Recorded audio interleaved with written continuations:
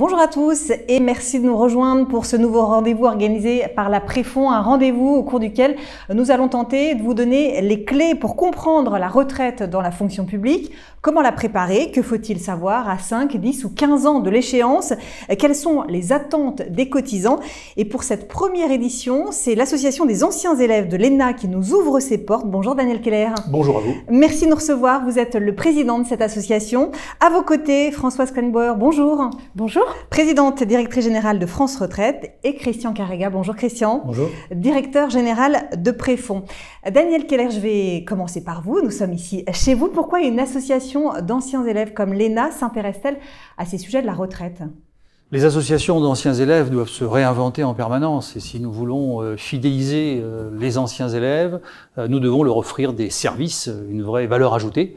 Et les conseils que l'on peut leur apporter, notamment sur les questions de la retraite, même si cela peut paraître être des questions lointaines quand on sort de l'école, il faut les appréhender le plus tôt possible et ça fait partie de notre offre de services, parmi d'autres, grâce auxquelles cette association réussit à se développer. Et il y a une vraie demande sur le sujet ? Il y a une vraie demande parce que 95% des anciens élèves de l'ENA resteront toute leur vie au service de l'État. Donc nous sommes une association de hauts fonctionnaires. Et donc les hauts fonctionnaires doivent se préoccuper de leur retraite le moment venu. Françoise Krenbauer, quand faut-il commencer à se préoccuper de sa retraite justement ? Je dirais bien qu'il n'y a pas d'âge pour commencer à se préparer. Il faut s'en préoccuper tout le temps. Il faut s'en préoccuper tout le temps. Je pense que la retraite, c'est un tiers de notre vie. Donc il ne faut pas y aller au hasard. Il faut commencer très tôt à s'en occuper. Sans doute que selon le statut, selon le système dans lequel on est, on ne va pas s'en occuper à la même époque. Il y a aussi des facteurs personnels qui peuvent influer, qui vont entraîner une préparation plus ou moins nécessaire de cette retraite. Donc sans doute, si on a une carrière simple, linéaire, en étant dans un seul statut, peut-être pas comme les anciens élèves de l'ENA qui restent toujours au service de l'État, mais quand on a une carrière un peu plus complexe, nécessaire de s'en occuper plus tôt. Si on a une carrière simple un peu plus tard, 55, 58 ans peuvent suffire. Carrière complexe, à chaque moment où on a un changement, il faut s'en occuper. Et puis, ça c'est pour les retraites obligatoires. Et pour les retraites supplémentaires, là, je laisserai peut-être Christian Carrega répondre. Christian, justement, ne se pose pas les mêmes questions à 30, 40 ou 55 ans. Quels sont les conseils pratiques que vous donnez aux futurs retraités ? En fait, il y a deux éléments de base. Le premier, c'est que j'ai besoin à la retraite de baisser mes charges. D'où le premier conseil, c'est de se mettre en situation d'acquérir la résidence principale. Deuxième conseil, d'avoir des revenus réguliers. Et j'ai coutume de parler de la règle des 3 R, des revenus réguliers sans risque.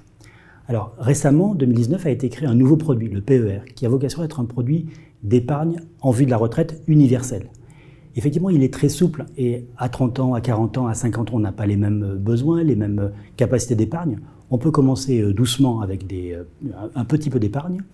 L'avantage du PER, c'est qu'à 30 ans, par exemple, ça permettra de préparer l'achat de la résidence principale, puisqu'on pourra débloquer pour la résidence principale. À 50, 55 ans, on a plus des sujets de fiscalité, et là aussi, le PER peut être une bonne solution. En réalité, un mix entre un PER et de l'assurance vie ou de l'immobilier est sûrement la bonne approche. Daniel Keller, quelles sont les attentes des cotisants, les questions qu'ils se posent, les questions qu'ils vous posent ? Les cotisants se posent des questions finalement très simples parce que être haut fonctionnaire, ça ne veut pas dire pour tout le monde avoir la même rémunération. Donc il y a des variations sensibles de rémunération selon les administrations auxquelles on appartient. Ensuite, les primes constituent un poids important de la rémunération et celles-ci, évidemment, ne sont pas incluses dans les calculs qui débouchent sur l'évaluation du montant de la retraite.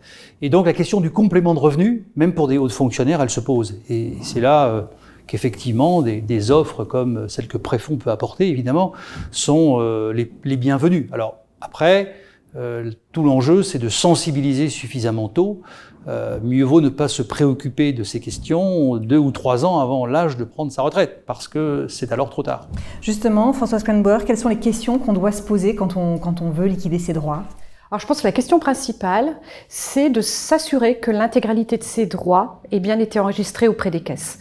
C'est vraiment indispensable, quel que soit le parcours que l'on ait eu. La première chose à faire, c'est ça. La première chose à faire, c'est effectivement récupérer un relevé de situation, qui sont accessibles sur les sites publics. On peut récupérer un relevé de situation. Les administrations dans le public envoient également quelques années avant un état des services qui permet de savoir où est-ce qu'on en est.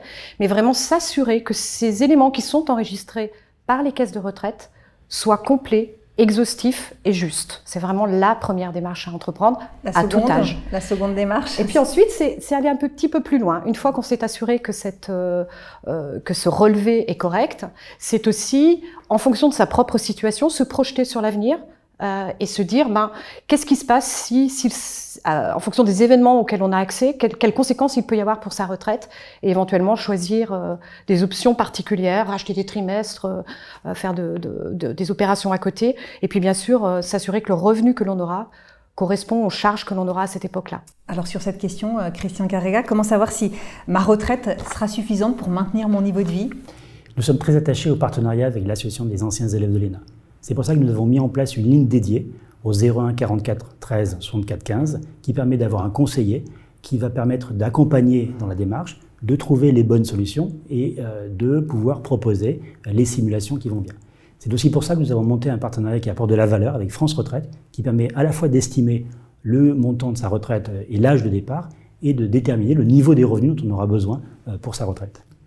Françoise Kaltenbauer, est-ce qu'il y a des choses à savoir dans la fonction publique, des cas de figure peut-être un peu plus compliqués? Il y en a plein. Plein de choses à savoir. On ne les citera pas tous. Oui, on ne va pas les citer tous, mais effectivement, je pense qu'il y a quand même certaines situations sur lesquelles il faut particulièrement être vigilant. Peut-être que M. Keller a cité les primes. C'est un des premiers volets où il faut avoir conscience que la rémunération, la partie de prime de la rémunération ne donne pas droit aux mêmes avantages que la partie rémunération pure. Autre chose sur laquelle j'aimerais attirer l'attention, qui est peut-être moins connue, en tout cas on a beaucoup de questions sur le sujet, c'est pour les personnes à temps partiel, c'est l'effet du temps partiel sur la retraite. Dans le public, si on est à mi-temps, on acquiert des droits qu'à hauteur de 6 mois dans l'année, en gros. Donc cette durée d'activité qui est validée dépend de son temps d'activité, donc le temps partiel est un élément important. Il y a possibilité de surcotiser, mais c'est pas toujours très bien connu.